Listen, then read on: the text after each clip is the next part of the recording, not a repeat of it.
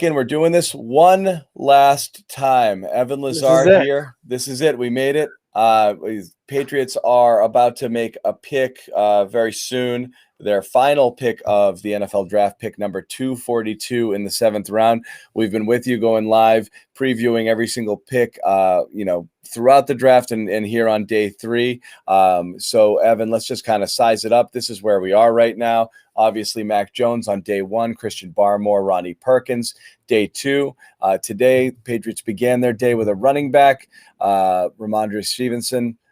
Then we went from Oklahoma. We went to Cameron McGrone out of Michigan, who you liked a lot. A safety, Joshua Bledsoe, kind of an in-the-box safety out of Missouri. And a guard, really a tackle guard hybrid, William Sherman out of Colorado. We're here at 242. And again, it's pick 242. Let's be realistic. This is not hugely different than an undrafted free agent, obviously. But is there anybody just dangling out there and you're like, that guy's still there? There are a couple of wide receivers, and I know Patriots fans, they're all in my mentions right now on Twitter. They've been in the chat all day, are just begging Bill Belichick, just take any wide receiver. Just take any wide receiver at this point. The guy that I want to mention, and I think at this point in the draft, what you always look at is, okay, who do we want to grab so we don't have to compete with them in undrafted free agency, right? Who's the player that we just feel good enough about? Yeah, we probably have a priority free agent grade on him, but let's just get him now so we don't have to go through the whole thing with everybody in undrafted free agency and often end up paying him more as a UDFA than what you do as a 7th round pick. Right. Cade Johnson from South Dakota State is the wide receiver that's remaining on the board that I would like to see the Patriots go and get. He is somebody that is extremely shifty at the top of the route, runs a mean whip route. We know the whip route from Julian Edelman, Wes Welker, Danny Amendola, right? The little underneath routes, things of those natures. A really good Senior Bowl. I think he can be a player for the Patriots in the slot. Said Surratt from Wake Forest is more of an outside contested catch guy. Jonathan Adams as well, similar from Arkansas State, can go above the rim and catch the football. Those are two guys that if you want outside receivers, maybe they go that direction. The inside guy, the shifty Edelman replacement type, is certainly Cade Johnson. Yeah, and they are on the clock right now, so we'll see. We'll have this answer shortly. I'll tell you right now, it's been we're not going to say Evan's pitching a perfect. I don't want to jinx it, but the Patriots have not done the thing they do almost every year, which is stump Evan by picking somebody he's never heard of. So we are deep into this right now, and Evan has had something to say about every single player, so we'll see if that streak remains intact. So it's Trey Nixon from UCF, and this is a player that I just can't imagine is high on very many people's boards, to be quite honest with you. Someone that, if you look at ESPN's best available, for instance, they don't even have him listed. So that's the point of the draft that we are in right now in terms of being 242. We're taking flyers, but the Patriots have taken a wide receiver. So everybody that's talking about it, it's not Cade Johnson. It's not the wide receiver you wanted, per usual. So what I would say about Trey Nixon that people are going to like is the guy can fly. He's got fast, speed. 4.40. Yeah. Yes. So the NFL.com comparison for Trey Nixon is Robbie Anderson. So this is a guy that can get up the field. Yep. So everybody that's been clamoring for that speed, clamoring for a wide receiver that can run, Trey Nixon can run. He's not. I'm not going to sit here and tell you that he's going to be Tyreek Hill, but he certainly can get up the field. He has the running ability to separate on a vertical route, and I do think that he has some shiftiness at the top of the route. I don't know if he's necessarily going to. Where is his peak? Wide receiver 3. Something like that, a guy that maybe can sneak into the back end of a rotation. But I'm not going to get too excited about it. But they did draft a wide receiver with some speed. Yeah, take that, everybody. And look, at this point, you'd mentioned a few of these names, Evan. They're going to be there, right? You're at the end here. There's still a chance to clean up and bring in a couple of extra bodies if you wanted, some more receivers and some more in camp that you can take a look at here. But again, they did draft a receiver. It's almost like they're like Bill's trolling us, yes. Which is, what do you mean? I didn't go 2 straight years without drafting a receiver. Here it is, 242. This guy, fast. 4.4, 340, decent vertical, can get down the field. Who knows beyond that? He kind of strikes me as the type, though, that is better at the intermediate level, not necessarily as terms of a vertical downfield burner. That's why I was a little surprised to see the Robbie Anderson comp, because Robbie Anderson is definitely somebody that's a deep ball guy. Straight right? downfield, Yeah. exactly. With Nixon, I look at him as more of a guy that sets up those intermediate routes, stop routes, deep curls, comebackers with a good vertical push off the line of scrimmage. So I think he's more of that possession outside receiver, which has been successful in the past for the Patriots, right? Damiere Byrd was one of those guys too, that I think most of his speed was to set up the intermediate shots, not necessarily a speed that takes the top off the defense completely. So I think that Nixon comes into similar mold in that respect, that you have that juice off the line of scrimmage to be able to kind of push defenders up the field and then stop down quickly and make things happen at the intermediate level. Yeah. I think he's got the route running ability to separate. I think he's got the explosiveness to seperate. So we'll see what happens with the player. I mean, it's at least they took a wide receiver at some point in the draft. And this is someone who, he's a transfer from Ole Miss, and in 2019 had a productive season. The idea was 2020 was supposed to be a big breakout. He broke his collarbone early, and really was never the same. So that could also have hurt his draft slot. You never know where he might have gone had he been able to be healthy and play more time in 2020. So that's something to consider as well. Kind of taking a flyer on someone that not a lot of people, as you said, had on their radar, wasn't on a lot of people's best available. And that's it. They took a receiver. Everyone can shut up about it. Let me put it to you this way. I watched, I think, 30 wide receivers this year, something like that. 29.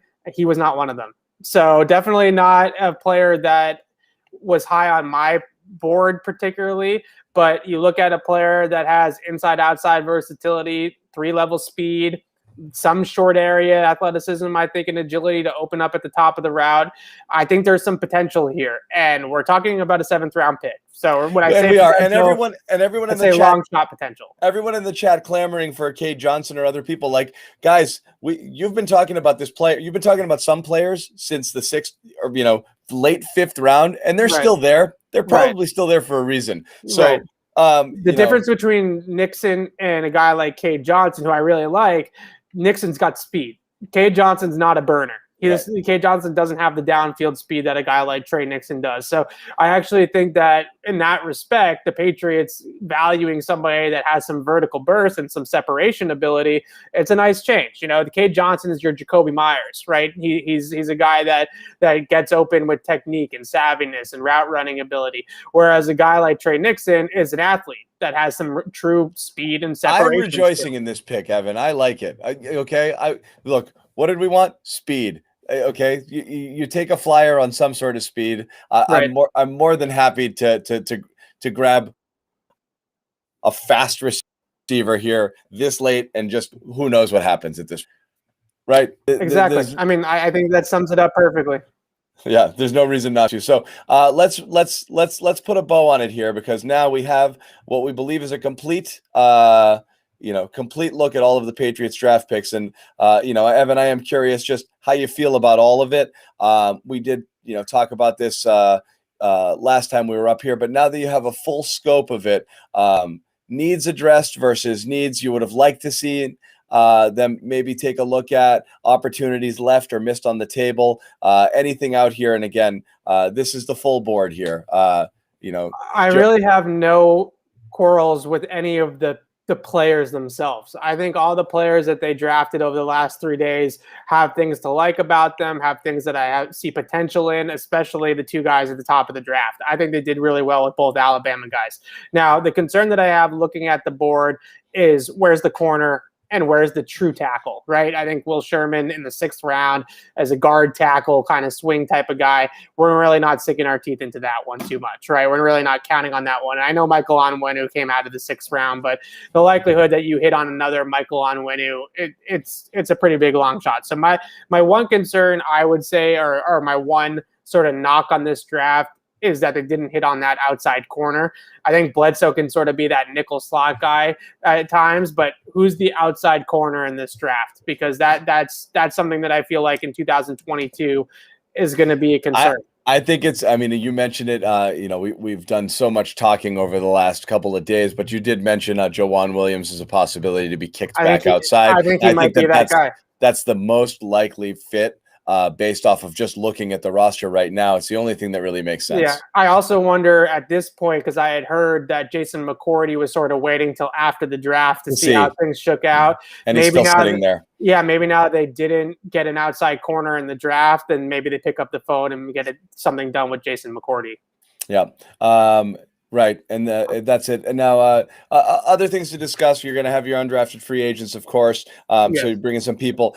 There may also, post draft, you're going to see some other teams possibly dropping some guys too, and there could be some other people available that could be interesting to the Patriots. But if this is the roster as you see it, again, we're through the draft and you're through free agency. Again. Why are people asking for receivers? It still seems like a bit of a question mark on the team just for the today roster. Obviously, quarterback is the biggest question mark because you're either hoping for a completely rejuvenated, turn back the clock Cam Newton who can hold the starter's job for a year while Mac Jones learns, or Mac Jones to figure stuff out really quickly in a complex scheme and come in and be a day one starter, which seems like a stretch, even though he was billed as a guy who can be your day one starter. I don't know if he can be here. So outside of quarterback, what are you seeing as the biggest needs when they take the field for week one? Look, honestly, I think they have a pretty good roster right now in terms of you're going to look at the starting 11 on both sides of the football. I don't see a ton of holes there in terms of this is a glaring need moving forward. Most of the needs that I look at for the team are what I addressed just now in the spots that they didn't hit in this draft. What are they going to do at corner, and what are they going to do at starting tackle in 2022 and beyond? Those guys are not under contract currently. Stephon Gilmore, J.C. Jackson, Isaiah Wynn, Trent Brown. So how are they going to replace those guys in 2022 and beyond? I think it remains a question mark for this team. We're always going to look at, let's get that stud wide receiver. Let's get that Julio Jones. Let's get that big time pass catcher on the outside. They still haven't technically addressed that, but I think we've talked about a lot about how the offense is going to run through the tight ends, how the offense is going to be a little bit different than maybe your traditional X receiver being your number one target, your number one weapon in the offense. So that's I think what we need to keep on, kind of hammering home, is that your number one wide receivers are Hunter Henry and Jonnu Smith. The tight ends. It's not Nelson Aguilar. Nelson Aguilar is really your number 3 option in this offense in terms of pass catchers. Would it be nice not being paid like it, but yes. Would it be nice to have a stud pass wide receiver at the top that we can say is ours? Yes, certainly. It would be nice, and maybe that is still a spot that they look at down the road in a trade at some point, right? I think that they maybe in a veteran type of trade. I'm not saying it's going to be Julio Jones, but maybe it'll be somebody a little bit in between Julio Jones and Nelson Aguilar. Someone a little bit in between those two guys. So I think it's gonna. I still think they got enough on offense. I'm going to say it right now because I want to get this in before we really get going here with the season. I wouldn't be surprised if Mac Jones is a starting quarterback sooner rather than later for the Patriots. It just feels to me like the fit in terms of his style of play and what they want out of the quarterback position is too good to keep him off the field. And he's not the type of player that needs a whole lot of development, right? He's not going to physically get a ton better. He's not going to mentally get a ton better, except for the regular development of any NFL player, right? So smart decision making, accuracy, pocket movement, all that sort of stuff that you look for the Patriots at the quarterback position. Mac Jones checks all of those boxes. So at some point, I think this is going to be Mac Jones's team in 2021. Yeah, I mean, I think most people are hoping that's the case because we saw a full year of Cam Newton, and it really wasn't pretty. You don't know what Cam comes back like, but I think in an ideal world, Mac Jones is able to do that. It just comes down to the timing, right? Like when you watch Cam Newton play, it's nothing against Cam. He's still got physical tools to him, right? He's still got an arm. He's still got good legs and a good running ability and all this kind of stuff, right? But when you watch Cam, it's never hit the top of the drop, make a decision, move on to the next read, get the ball out, right? It's always a little bit more slower than that. The processing is a little bit slower than that. And unless he takes a giant leap in that regard coming into this year in terms of his feel of the offense and his sort of his fit generally in the offense, then I think this is going to be Mac Jones's team, because Mac Jones is that 1-2-3, get it through the progression, move around in the pocket just a little bit to get out of the way of the pressure and make the throw, and throw accurately to all three levels and put the ball in good spots for your receivers. That's what makes Mac Jones appealing. That's why they drafted him 15th overall. And that sounds a whole lot more like Tom Brady or Jimmy Garoppolo or some of the other quarterbacks that people love here in New England than somebody like Cam Newton. So I just feel like, look, no rookie quarterback in my mind should start week one right away unless you're like Trevor Lawrence or Andrew Luck or something like that, where it just makes too much sense. So maybe they wait until the bye week, or maybe they wait till Halloween time or something like that to really throw Mac into the fire. But sooner rather than later, I think that Mac Jones will be the QB. Yeah, and I think that that's a reasonable expectation. It is interesting that Mac Jones does come in to New England, and he probably has worse weapons than he had last year at Alabama, which is crazy. But we'll see how that goes. And as we mentioned, the tight ends are going to play in heavily here. You didn't quite get that field stretching outside receiver really anywhere that you were hoping to. So this is what they have. Now, you mentioned not a lot of holes, Evan. The question is, are there enough playmakers on both sides of the ball? It's a roster that has filled needs, but is it still a middle of the pack NFL roster? I don't feel like it is. I mean, you have some top end talent still. And I feel like when you have this offensive line that you have the two tight ends there, and you have this ability to run the ball and then work play action off of it and attack the middle of the field with a quick passer like Mac Jones. I think that you can have some elements of this offense that are going to be quality. The other thing I look at is down on the defensive side of the ball. I'm assuming that this draft, we got through the entire draft and they didn't trade Stephon Gilmore or J.C. Jackson. So the secondary is still going to be a big-time strength. You get Dante Hightower back. You draft Christian Barmore. I think he could come in and be a really good pass rusher for you right away. I like their roster. I think they have a complete roster. I didn't even mention some of their other free agent sightings like Matt Judon and Kyle Van Noy, who I think are going to come in and play really well for them as well. So I'm optimistic about the team overall coming out of this draft. I think they got some really good players in this draft, with top, especially with those two guys from Alabama. And now let's see how it all comes together. Now it's on the coaching staff and it's on Bill Belichick and Josh McDaniels mainly to bring all these pieces together and put the puzzle together and get the best out of everybody. But the team right now, as things stand on May 1st, the day 3 of the NFL draft, you look at the roster and you just put the rosters side by side of where we stood at this time last year versus the time now. I mean, the roster is night and day improved from what it was at this time a year ago. Yeah, and I still think there's an outside chance that Jimmy Garoppolo is the day one starter with Mac Jones backing him up once he gets cut by San Francisco. Of course you do. Once he gets cut by San Francisco. But anyway, my God, it's like my Celtics. This defense got a chance to be really good. This defense could be good. Yeah, I know the offense is. Everybody's talking offense, weapons, all this kind of stuff. Look at the defense. The defense on paper is a bunch of veteran guys and a bunch of really good football players. I think that defense has a chance to be really, really good. And if Christian Barmore can bring some pass rush to the defensive line, watch out. I think this could be a top 5 defense in 2021. There it is. You heard it here. So we've made it all the way through. So thank you guys for hanging out throughout. We were talking, do we jump back on for 7? Yeah, we're jumping back on for the 7th rounder, and that's what we did. We couldn't tap out at the last pick. No, couldn't do it. We came this far. So it was fun 3 days. Thank you for everybody who joined us all along. Again, just to remind everyone, for individual draft profiles, all of the Patriots interviews, Bill Belichick's press conferences, and then any and all news and other things coming out of Foxborough, over the next few days. And of course, through the offseason into the regular season, all this exclusive content can be found here at our YouTube channel, Patriots Press Pass. Of course, Evan's going to be down in Foxborough a lot more than last year as things start to kind of normalize. He was already down there. Got to say hi to Mac Jones. What's up, Mac? From 6 feet away, guys. Don't worry. All right, we're not going to give the quarterbaart COVID. We got it under control.